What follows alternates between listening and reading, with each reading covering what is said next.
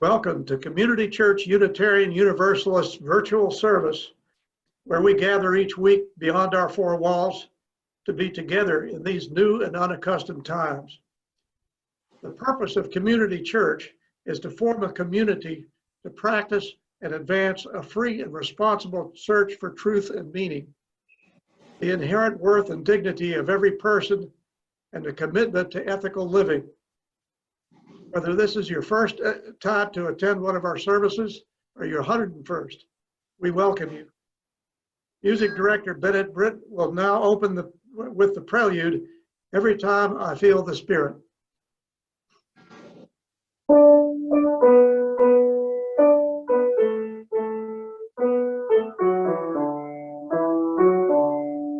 Every time I feel the Spirit moving in my heart, I will pray. Yes, every time I feel the Spirit moving in my heart, I will pray. On the mountain, I got soul, through the mountain, fire and smoke. All around me, so shine, as my God is on the twine. Every time I feel the Spirit moving in my heart, I will pray. Yes, every time I feel the Spirit moving in my heart, I will pray. The river Jordan runs right cold, chills the body, not the soul. Ain't but one rain on this track, runs to heaven and right back. Every time I feel the Spirit moving in my heart, I will pray. Yes, every time I feel the Spirit moving in my heart, I will pray. At Community Church UU, we are a progressive, open-minded, and inclusive religious community. We welcome all who are on a spiritual search for truth and meaning. Ours is a faith of action as we do the work of justice and elevate compassion in our quest to live ethically, recognizing the inherent worth and dignity of every being. We believe it is not necessary to think alike in order to love alike.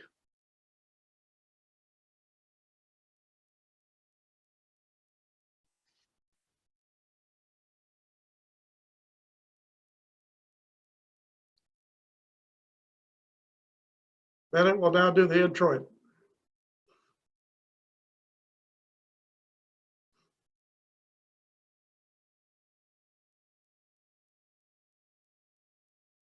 Hello, Bennett.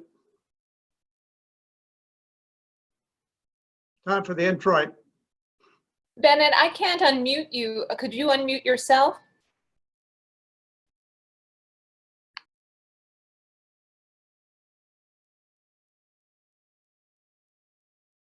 Go. There we go. Is that better? Yeah, time for the introit.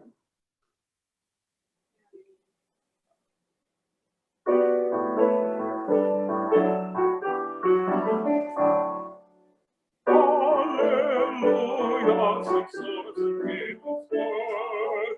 Hallelujah, resounds the holy word.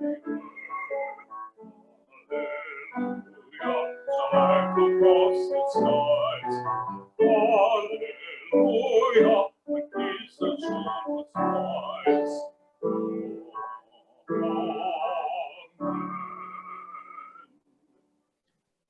Let us begin our worship together as we light the chalice of our heritage. Since I don't have a physical chalice this morning, we will have to have a virtual chalice lighting. Please close your eyes and use your imagination as Bennett performs the song with which we accompany this practice.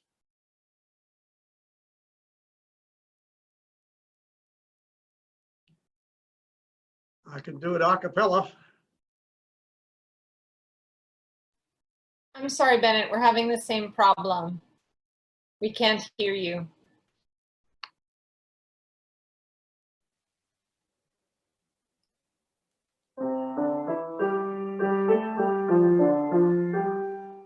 We light this flame to affirm the light of truth and knowledge and the warmth of love and community and the fire of hope and contentment.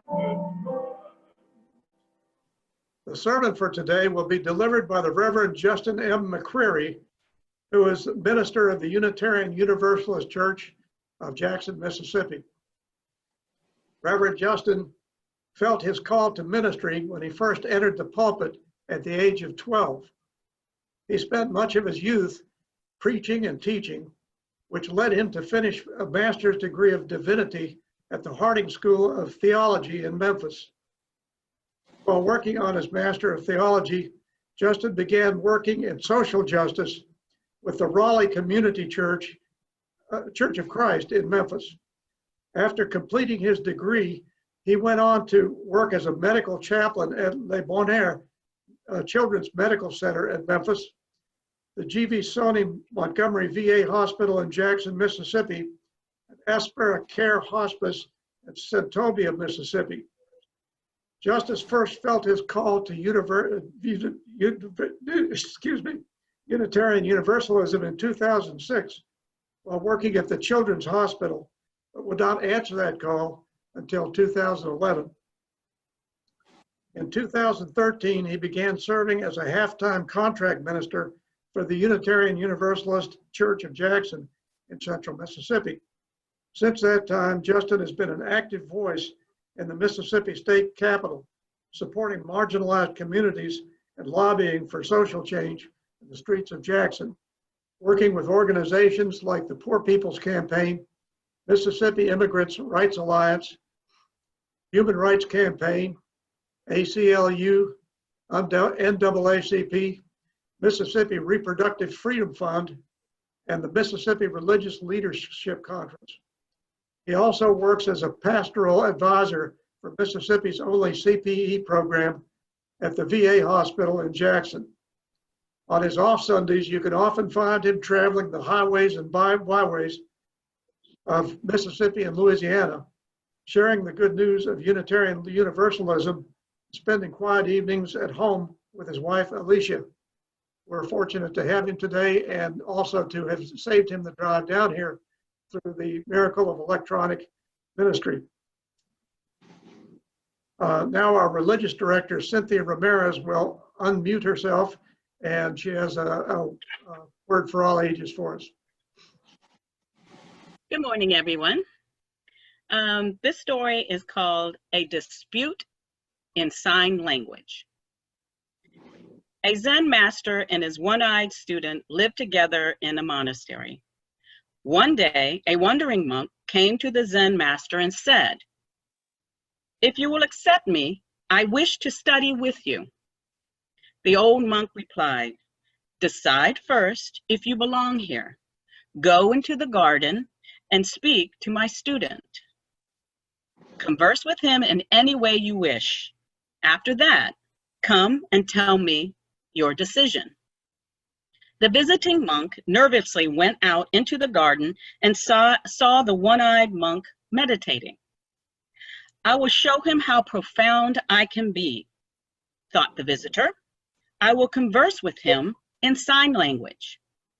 Approaching quietly, the visiting monk tapped the one-eyed monk on the shoulder and held up one finger. The one-eyed monk held up two fingers. In response, the visiting monk held up 3 fingers. The one-eyed monk held up his fist. When the visiting monk saw this, he dashed out of the garden to tell the old monk his decision. He came upon the old monk out his chores and gasped, "I do not deserve to be here. I am unworthy of being a fellow student with the enlightened young monk I met in the garden." The old monk paused in his work and asked incredulously, "Are you speaking of the young, one-eyed monk in the garden? Yes, exclaimed the visitor. His knowledge is far superior to mine. I will humbly leave. Please, tell me what happened in the garden, said the old monk, wide-eyed with amazement. The visitor explained, I approached the venerable monk and decided to converse in sign language. I held up one finger to indicate the Buddha, whereupon he held up two fingers to indicate the Buddha and his teachings, the Dharma. I persevered in the discussion, however, and held up three fingers to show the Buddha, the Dharma, and the Sangha, the community. Then he revealed the limitation of my understanding. He held up his fist and he showed me that they all are one. I immediately ran here to tell you I must leave. With a sigh, he turned and left the temple. A moment later, the young one-eyed monk stumbled into the temple. He grumbled and shouted, "Where is that scoundrel? How dare he insult me?" Calm your temper, said the old monk. Tell me what happened in the garden.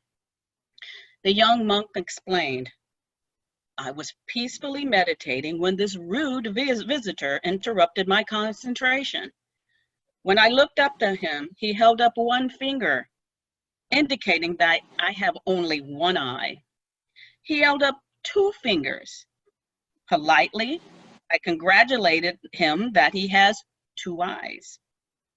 Then he insulted me further. He held up three fingers, pointing out that there were only three eyes among us. I could bear it no longer. I raised my fist to punch him in the nose, and he ran away. The end. Very nice story. Joys and sorrows within the congregation are recognized within the worship normally. In this virtual service, I invite you to write your messages in the chat box during the hymn, and I'll read them after the music. Bennett will now do hymn 158, Praise the Source of Faith and Learning.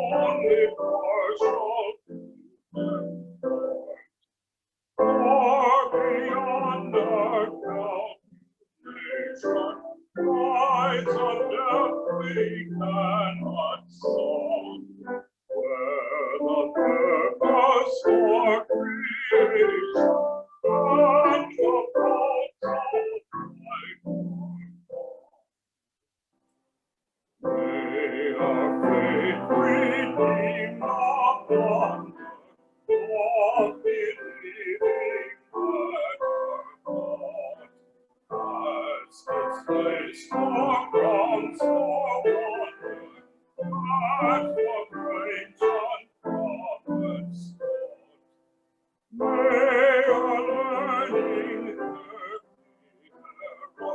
which unbreaking faith and creed, lest we justify some error with an antiquated creed. Praise for minds to probe the heavens, praise for strength to breathe the air. Praise for all that beauty lends, praise for silence, music, prayer. Praise for justice and compassion, and for strangers, neighbors, friends. Praise for hearts and lips to fashion, praise for love that never ends.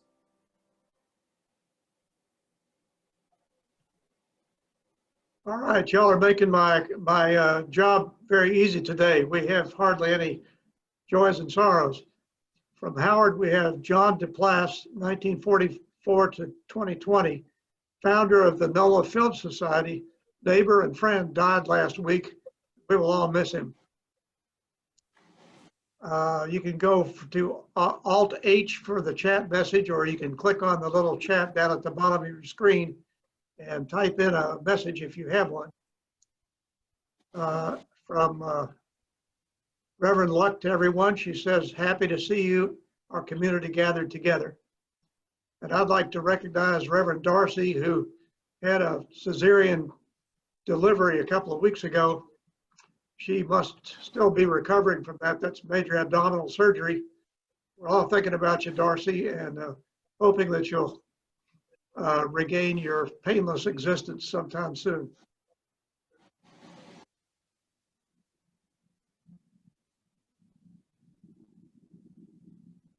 Community Church, Unitarian Universalist, is a self-sustaining congregation. Members and friends' generosity helps us to do the sacred work of bringing justice, spirituality, and compassion to our community and beyond.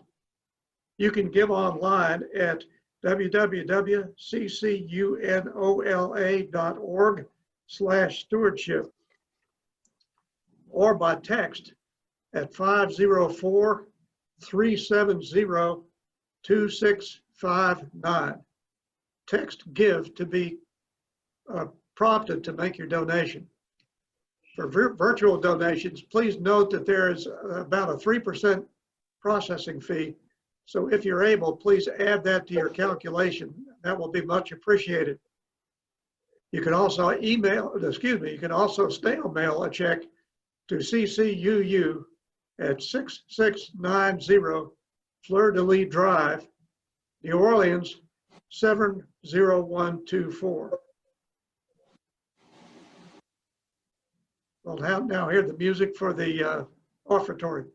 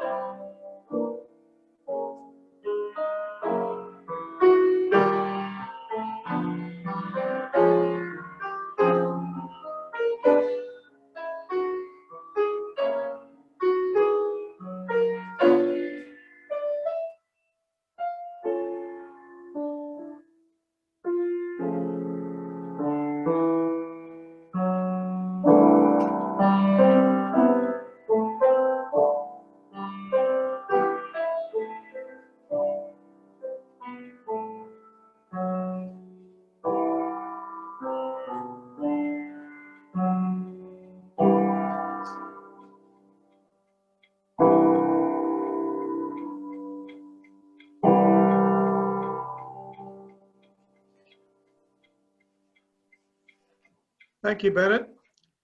Reverend Justin will now present this week's sermon, Spiritual Practice in Times of Crisis. Hi, I'm Justin. Can everyone hear me okay? Just nod your heads. All right. My reading will actually come from the Hebrew Bible. It will come from 1 Kings chapter 17. It's a story about a gentleman named Elijah. They called him Elijah the Tishbite. This will start in verse 8. And the Lord, and this is happening during a drought. It's happening during a very difficult time. And it says, starting in verse 8, Then the word of the Lord came to him, saying, Go now to Zarephath, which belongs to Sidon, and live there, for I have commanded a widow there to feed you. So he sent out and went to Zarephath. When he came to the gate of the town, a widow was there gathering sticks. He called to her and said, Bring me a little water in a vessel so that I may drink. As she was going to bring it, he called to her and said, Bring me a morsel of bread in your hand. But she said, As the Lord your God lives, I have nothing baked, only a handful of meal in a jar and a little oil in a jug. I am now gathering a couple of sticks so that I may go home and prepare it for myself and my son, so that we may eat it and die. Elijah said to her, Do not be afraid. Go and do as you have said, but first make me a little cake of it and bring it to me, and afterwards make something for yourself and your son. For thus saying the Lord of God, the God of Israel, the jar of meal will not be emptied, and this jug of oil will not fail until the day of the Lord sends rain on the earth. So she went and did as Elijah said, so that she as well as he and her household ate for many days. The jar of meal was not emptied, neither did the jug of oil fail, according to the word of the Lord that he spoke by Elijah.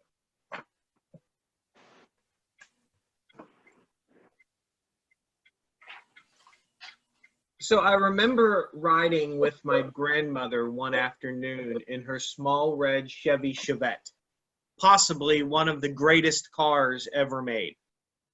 We were driving past Jones Street, just outside of Wheeling, West Virginia. As we drove by, my grandmother started telling me stories about that time, the time they spent on the small apartment home in Jones Street. She told me the rent was $30 a month. Now, even as a child with no understanding of how much normal rent is, that sounded strange, because at this time in my life as a young child, I had at times handled $30. My grandfather, a painter, still apprentice, did not make much more than that in a month. My grandmother said that they often had barely enough for rent and for groceries. Sometimes they didn't have enough for both. I think often of that story, especially when times are difficult. I think it was the simplicity of this statement that my grandfather would say to her when she asked him what to do. My granddad would say, Pay the rent, buy flour, and I will bake bread. I'm not sure what it is. Maybe it's the very simplicity of the statement, or it's just a plan. Because sometimes just knowing that there is a plan is enough to relieve that anxiety. Or maybe it was the way my grandmother told the story, the sound of appreciation and love in her voice. She told the story as if it were a love story, like some people recount their proposal or their first date. The sound of love in her voice resounded into my soul, into my being, with the simple phrase when she repeated it to me, Pay the rent, buy flour, and I will bake bread. It's a kind of a statement that says, you don't have to do this alone. The kind of statement that reminds me there is a way through, in the part of spiritual practice that is always remembering that there is a way through. Now, bread is an iconic theological image. Jesus, the bread of life, God raining manna from heaven over the Israelites after leaving Egypt, or the phrase, Take this bread, it is my body broken for you. See, bread represents fullness and represents survival and care. And in bread, there is nothing more mystical than the sourdough starter. You just mix flour and water, and you let it ferment, and you will have all the yeast you ever need. In 1 Kings chapter 17, Elijah is commanded to go to a widow in the town of Zarephath to get food. He finds the widow who is at the gate gathering sticks. He asks her for water, and she brings it to him. And when he asks her for bread, her response is heartbreaking. As surely as the Lord God lives, she replied, I do not have any bread, only a handful of flour in a jar and a little olive oil in a jug. I am gathering a few sticks to take home and make a meal for myself and my son that we may eat it and die. And I remember my grandfather's words when I read that passage. Pay the rent, buy flour, and I will make bread. In that story, the woman goes to make bread for Elijah, and she finds that there's enough for him and for her and for her child. Then she finds the next day that there is enough for them. In other stories, we find Jesus multiplying bread and fishes to feed hungry people. It seems as if the only thing more iconic in Christianity than bread is wine. And at one point in my life, I've made that, though bread for some reason seemed more scary than making wine. Because bread, for some reason, always felt more complicated.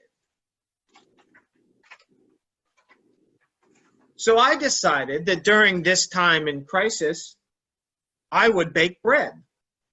I decided to make a sourdough starter. But since I'd never really handled bread dough, I thought I may need to get a little practice in before making sourdough, which is the holy grail of all bread. I started with no-knead breads because they're simpler, and the name points out you don't have to knead the bread. You really don't have to touch the bread much. Generally, you just start the bulk rise in the evening, then you go to bed. When you wake up, the dough should have at least doubled in size, and you can form it into a simple bowl and cook it in the oven. When my starter and I had finally been prepared enough to make sourdough bread, I must admit that I couldn't call my first two bowls good bread, nor could I call them a success. I just didn't get the rise I wanted. In fact, there's a part of me that would even call them a failure. See, there are only 4 ingredients in bread: flour, water, salt, and a starter, or some form of yeast. So the important part isn't the recipe, but the schedule. And when I say schedule, it wasn't about me making a schedule for me. I had to bake on the schedule of the yeast in the starter. For example, I had to feed the starter at certain times so that the yeast production would be appropriate, without using all my starter, because then I would have no more starter left. To do this, I'd have to actually create what's called a levain, 8 to 10 hours before I plan on cooking. Then in the morning, I have to get up early. I mix the dough and I stretch the dough a few times over 2 hours. But for the most part, sourdough is no need. I just had to be present to build the gluten structure, the protein structure in the bread. If I had to add time then I had to add time for a bulk rise and proofing in baskets. However, I can't just walk away from bread. The question then is not how long it will take, but the question is, am I willing to take the time it takes, knowing that even if I take the time, everything may still turn out badly? Then I remembered my conversation with Grandma. Pay the rent, buy flour, and I will bake bread. And I remember that I didn't start baking bread to open a bakery. I did it to connect with family. Family gone and family still here. I did it because with all the stress of working from home and COVID-19, my youngest stepdaughter attending school at home, my wife working from home, everyone getting on each other's nerves, the smell of fresh baked bread brings joy. Even if I'd had never done it before. My first 2 sourdough loaves were failures. Even while putting in well over 24 hours to make them, they felt like bricks. But the third and the fourth, they were magical, worth the time that it took to do it right. And I learned that baking bread wasn't just about the bread. It was about this connection to my grandparents, this connection to my family, and the discipline to learn something new. And something in all of that is spirituality. Because in baking bread, I found that I had to practice spirituality. We lived in complicated times before the spread of COVID-19. Before COVID, we were facing a politically divided country, a moral crisis at our border, and rising racial tension. And that's just what I can think of off the top of my head. As Unitarian Universalists, we can't run away from these issues. However, to fully embrace the work of change and our responsibility in this change, we must constantly consider our self-care and our spiritual practice. But I don't want to give the impression that spiritual practice is the same as relaxation. And not all spiritual practice is self-care, and not all self-care is spiritual practice. Though I won't limit spiritual practice to the idea of kneeling in prayer, yoga, or walking in the woods, spiritual practice is, for lack of a better term, practicing spirituality. It's something we do toward a goal. It's something we do that builds spiritual strength. Relaxation is important in self-care, sleeping in and taking a break to watch TV or an afternoon nap. These are important things, but they may not be spiritual practice. Spiritual practice involves spiritual purpose. And it's not always something that we enjoy, and it's not always fun, but it should be life-giving. And even if it is something we enjoy, spiritual practice requires discipline to continue doing it even when we don't want to. Right now, I use spiritual practice to connect to my ancestors, to my grandparents, to my grandfather who said, "Pay the rent, buy flour, and I will bake bread." But since I had never made bread with them, I had to research how to make bread. But since I never,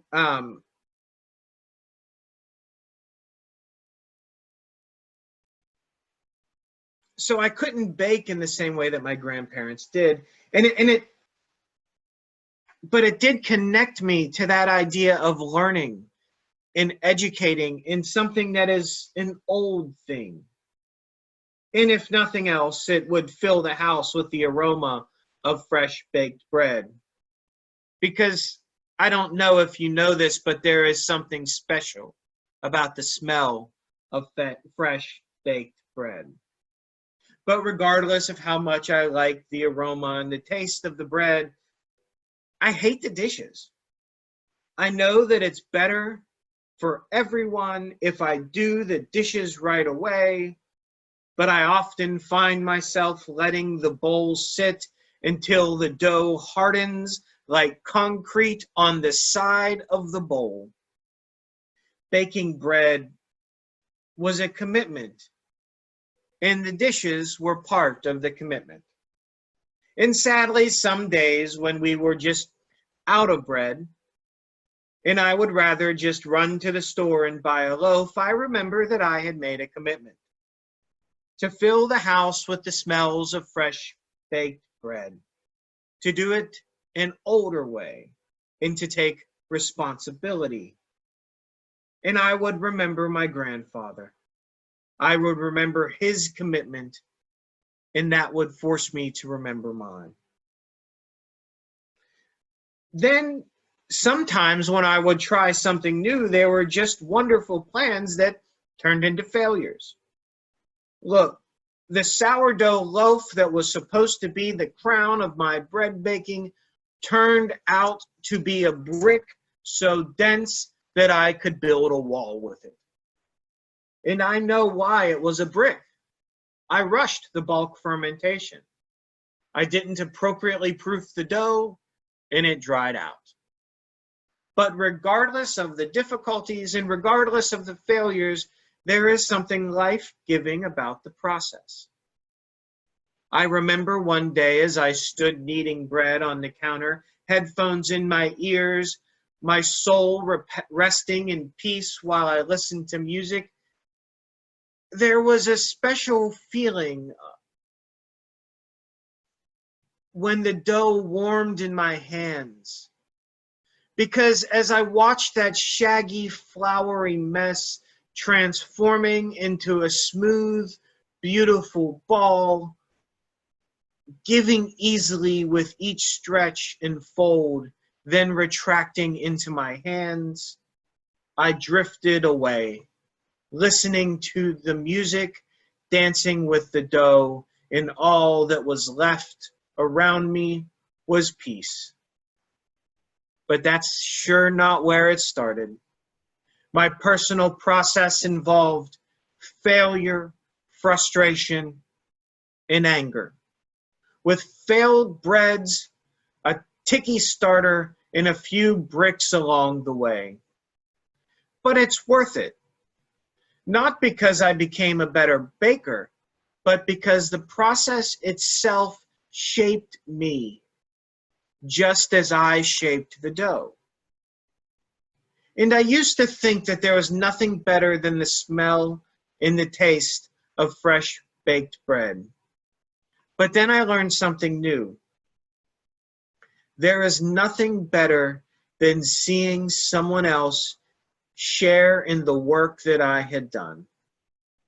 There is nothing like seeing the smile on the faces of the people I loved as they take this bread and break it. Because it may not be my body, but it did become a way for me to share my heart. So I say all this. I say all this to say, spiritual practice is important. And it doesn't have to be what we've been told all our whole lives. We don't have to meditate on the top of a mountain or do yoga with the rising sun, though you may enjoy those things and that may be your spiritual practice. But whatever spiritual practice is for you, especially during this time where the collective unconscious of a world is struggling to make sense, spiritual practice must require practice, and it must feed your soul. I thank you for hearing the words that I've had to say and for listening to the things I share.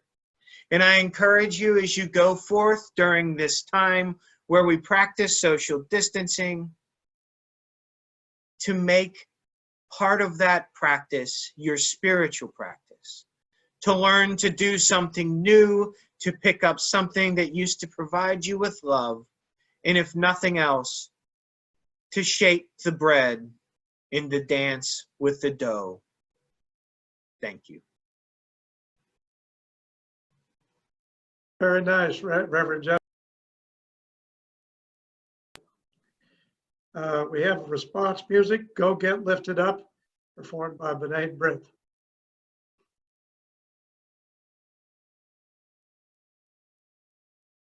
Is everybody reading me? Okay, We'll now have our response music and followed by our postlude, What Wondrous Love Is This?